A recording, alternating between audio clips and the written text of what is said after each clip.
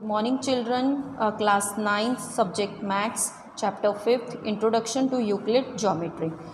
For postulate it is applicable to geometry. Postulate क्या है, I will explain you.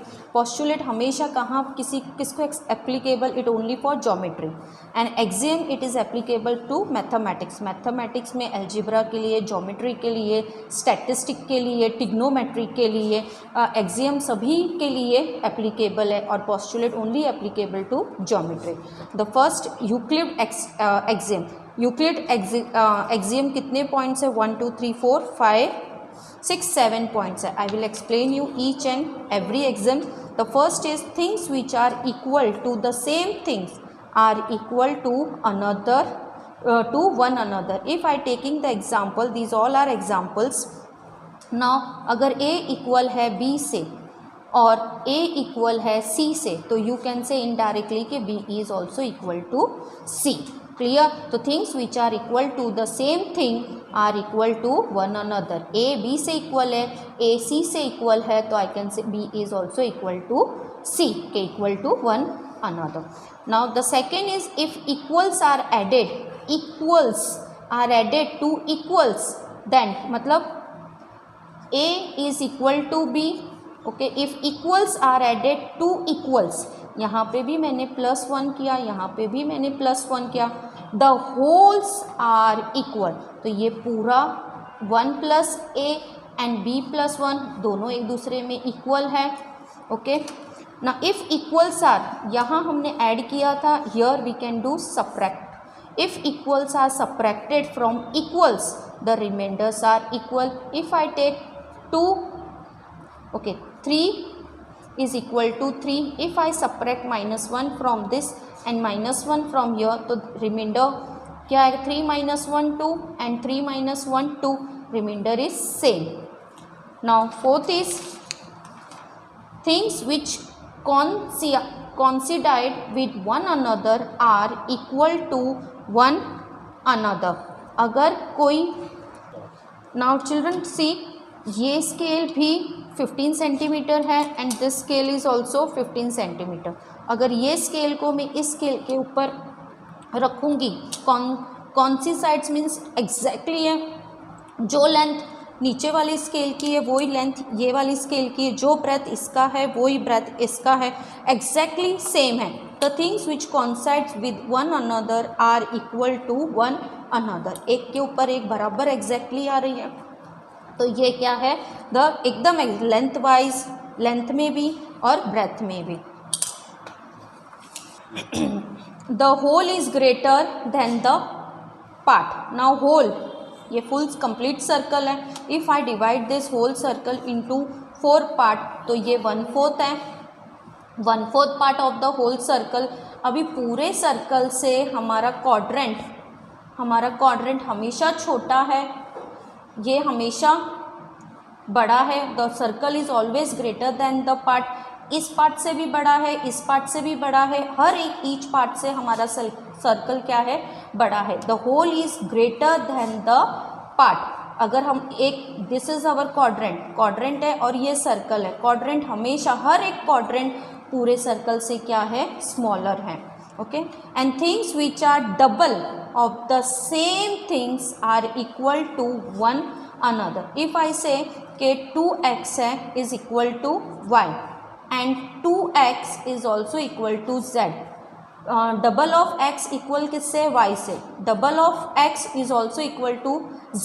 The things which are double of the same things are equal to one another. तो ये दो भी equal हो जाएंगे. We can say कि y is equal to z. Things which are halves of the same things are equal to one another. अगर x का आधा इक्वल है y से and half of x is equal to z, तो indirectly we can say y is also equal to z. Now our 7 axioms are completed. Now I am taking postulates. There are Euclid 5 postulates are there. Given two distance points, there is a unique line that passes through them.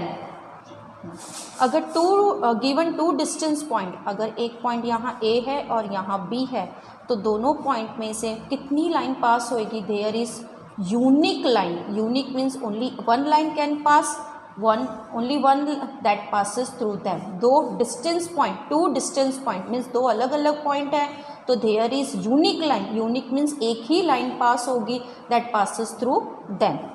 A terminated line can be produced indefinitely. Terminated, ये मेरी ख़त्म हो चुकी है line.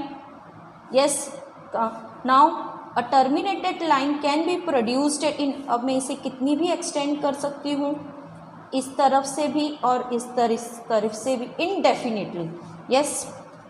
Now third is a circle can be drawn with any circle and any radius. हम circle कोई भी radius से ड्रॉ कर सकते हैं, भले वो 1 सेंटीमीटर का हो या उसका रेडियस 2.5 हो, भले उसका रेडियस 10 सेंटीमीटर हो या उसका रेडियस 50 सेंटीमीटर हो. We can draw a circle can be drawn with any centre and any radius. ठीक है. All right angles are equal to one another. Right angles जो भी हो 90 डिग्री, इनकी लेंथ या इनकी परपेंडिकुलर और बेस की लेंथ आगे पीछे हो सकती है, मगर एंगल 90 ही होगा, भले को छोटा हो या बड़ा हो. तो all right angles are equal to one another. The fifth postulate fifth, if a straight lines falling on two straight lines makes the interior angles on the same side of it taken together less than two right angles, then the two straight lines, if produced indefinitely, meet on that side on which the sum of angle is less than two right angles.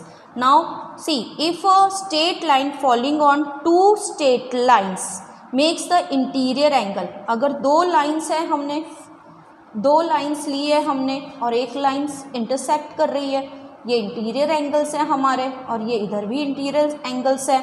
Now see, interior angles on the same side of it taken together less than two right angle. Interior angles हमेशा कितने होते हैं? Now I taking this point is A and this point is B. ये C ले लिया, ये D ले लिया. Interior angles always A plus B कितने होते हैं? 180 होते हैं. एंड सी प्लस डी भी क्या होते हैं?